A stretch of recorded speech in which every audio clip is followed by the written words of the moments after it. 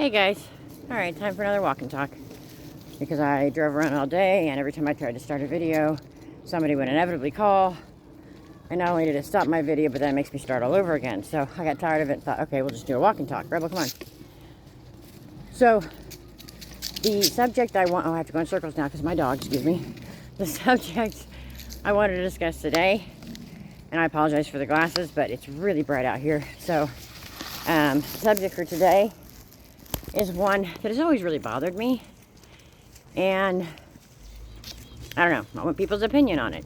Okay, I broke my back years ago. I was a cop and I snapped my spine in half on duty, saving a kid's life, which ended my law enforcement career. Okay, Rebel, come on. And it was a pretty bad injury. Like I said, I snapped my spine in half. I've got 13 inches of titanium in my spine, screws and nuts, the whole 9 yards. I have permanent nerve damage in my right leg. It's a lot. So I was given a permanent handicap sticker by my doctor, primarily because they were worried about me in the winter, the ice and when it's cold and all that. So, but I'm really bad at remembering to put the handicap placard up in the window. I'll park in a handicap all the time and I'll just forget, and I'll come back to my car and be like, oh, my handicap sticker. So it's not a big deal. If you run my plate, it comes back to my handicap sticker and all's fine. But I went to the grocery store with my son. Hy-Vee parking lot. And at this point in time, I had gotten a handicap license plate because of my inability to put my placard up. And it was, you know, very clearly marked handicap, had the little wheelchair thingy on the license plate. So I no longer put a placard up. So my son and I went to the store. This was a few months ago. Parked in the handicap spot right there in front. And I kind of wobble into the store. Some days are better than others. And I get it. To look at me, to watch me out walking around. You wouldn't think that I have a broken back. You wouldn't think that my pain level is a 9 out of 10 every single day, even with medication. It's always painful, incredibly painful. But my only other choice is to lay around and do nothing and whine about it. And I don't see how that's going to make me feel any better, so I don't do it. Plus, I have a 10-year-old who's fairly active, so I need to be fairly active as well. So anyway, back to the store. So I would go in. Only had to get 4 or 5 things. Weren't going to be there long. Go in and get our stuff. Come back out. Get back in the car, and I notice in the handicap spots right in front of me on the other side, there is a car with 2 women, elderly women, in it. And then there is an elderly woman standing at the window of the passenger side talking to them. And there was another car right there in handicap. So, hang on, dude, don't hit me. So, they're staring at me. I notice them staring at me. But I don't think too much of it. I just get in my car and mind my own business and pull out.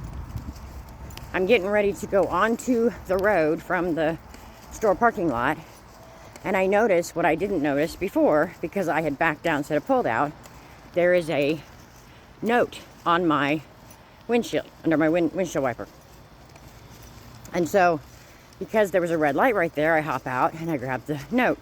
And it's actually like a Hallmark card envelope, and it's written on it, and I wish to God I could remember the exact wording of what she wrote, but it had been scribbled, and it was real, shaky handwriting, and it wasn't a Hallmark card. There was actually a name on the front of the envelope of like a company or something, and on the back of it, she had written that handicap spots were for people who were handicapped, and shame on me for parking there. And I about lost my mind.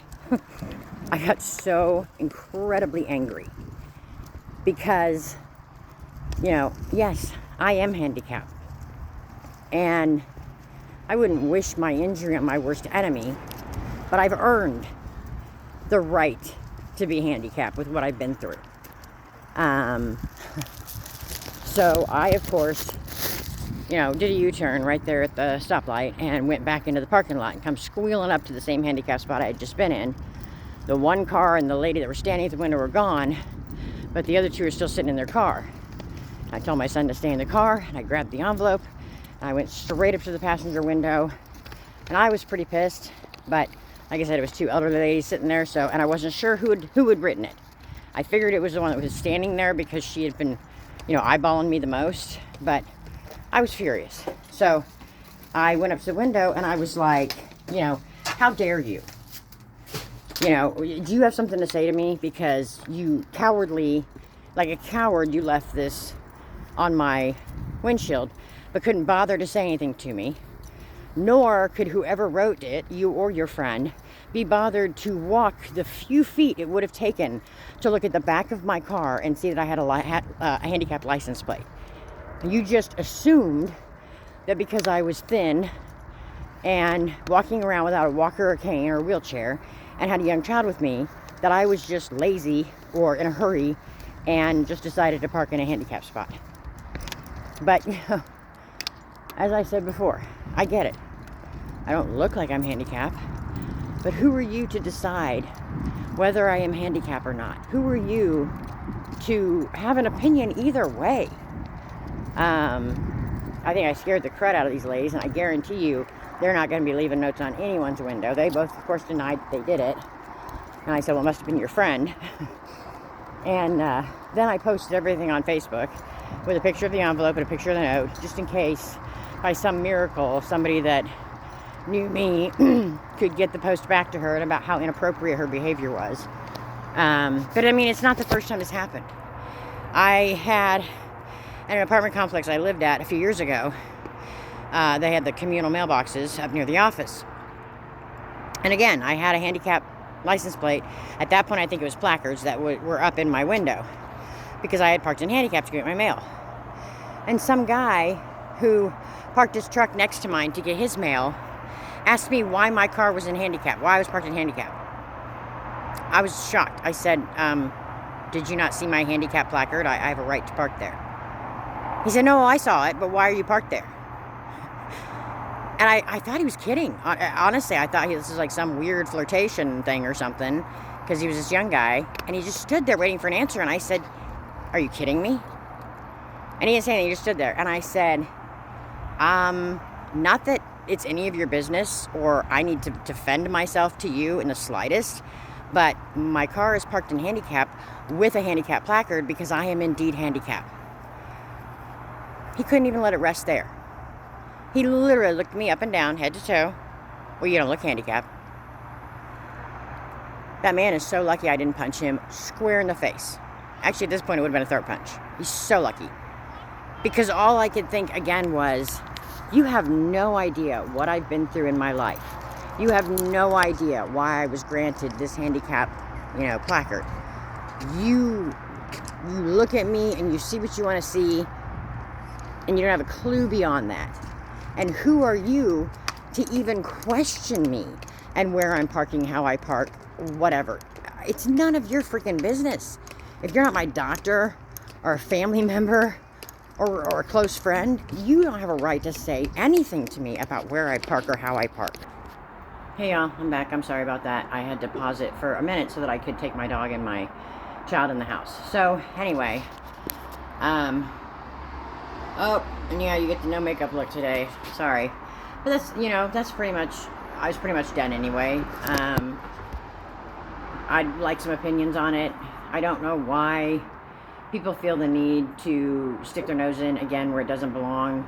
I don't know why we can't just ask a question or leave it alone rather than just assume that someone is or isn't a certain way because of the way they look.